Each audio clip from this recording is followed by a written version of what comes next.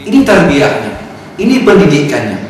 Kerana Allah Subhanahu wa Ta'ala cukup memahami, kerana Dia yang menjadikan manusia, Dia yang menjadikan alam ini dan makhluk seluruhnya. Maka manusia itu diberikan amanah untuk mentadbir, mengurus khalifah di bumi ini. Maka khalifah itu mestilah ianya seorang yang bertakwa.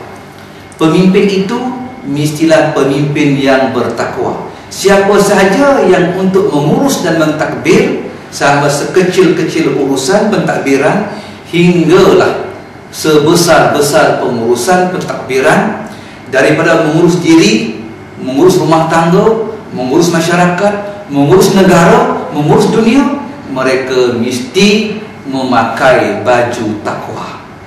Maka kita nampak bahawasanya cukup cantik program Rabbani Allah ini untuk melahirkan manusia bertakwa. Maka kita diajak, disuruh oleh Allah Subhanahu wa Ta'ala untuk berpuasa dalam bulan Ramadan Al-Mubarak. Hadirin dan hadirat muslimin dan muslimat, cuma kita ingin melihat puasa yang bagaimana, latihan yang bagaimana, tarbiyah yang bagaimana yang dikehendaki oleh Allah Subhanahu wa Ta'ala. Apakah kita puasa sekadar kita tahan lapar, tahan dahaga, tidak minum, dan tahan perkara-perkara yang harus, yang biasa kita buat, yang ditegak oleh agama kita dalam bab berpuasa? Apakah hanya cukup sekadar itu sahaja? Jawapannya tidak cukup. Kerana untuk kita dididik, untuk ditarbiyah, untuk diasuh menjadi orang yang bertakwa kepada Allah Subhanahu wa Ta'ala melalui Ramadan, melalui puasa ini, dia bukan setakat kita tahan lapar, tahan mata, tahan telinga, tak minum, tak makan. Bahkan lebih dari itu lagi. Sebab itulah di sana ulama mengatakan puasa itu terbahagi kepada 3. Pertama, puasa orang awam. Puasa orang awam ialah puasa sekadar dia tidak makan dan tidak minum, dan dijaga perkara yang membatalkan puasa sahaja. Namun untuk menghiasi Ramadannya, menambah aksesori puasanya, itu tak berlaku. Ini dipanggil puasa orang awam. Yang keduanya, puasa khusus, yang mana agak tinggi sedikit. Ini adalah baik, kerana dia bukan hanya puasa menahan perkara-perkara yang digariskan, perkara-perkara yang batal puasa, bahkan dia juga akan melihat antara objektif, apakah yang boleh merosakkan, mencacatkan keindahan puasanya.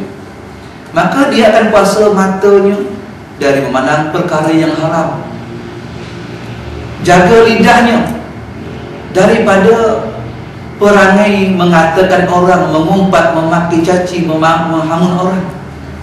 Dia jaga telinganya daripada mendengar perkara-perkara yang boleh membawa kepada dosa. Nah, kita nampak perbezaan sedikit daripada puasa yang pertama tadi, puasa orang awam dengan puasa khusus ini. Maknanya puasa orang khusus ini bukan hanya setakat jaga perkara batal puasa, bahkan jaga lidah daripada mengata orang,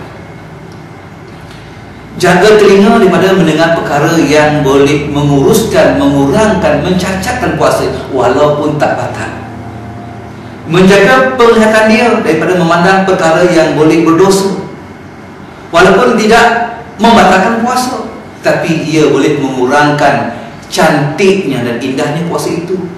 Maka ini dipanggil puasa yang sederhana, baik, ataupun puasa khusus. Dan di sana puasa yang terbaik, puasa para nabi, para awliya, khusus, yang terlalu khusus. Dia bukan hanya puasa seperti orang pertama, dia bukan hanya puasa seperti orang yang kedua.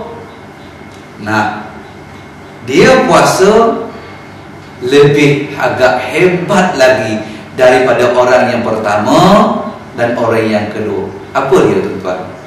Iaitu dia kuasa daripada penjagaan, pengawalan hatinya daripada terlupa dan terlepas mengingati Allah Subhanahu wa taala, dan dia sentiasa menghiasi, menambah, mengaksesori hatinya supaya semakin rindu dengan Allah Subhanahu wa taala, semakin sayang dengan Allah Subhanahu wa taala, dan dia terasa puasa itu kerana malu dengan Allah Subhanahu wa taala.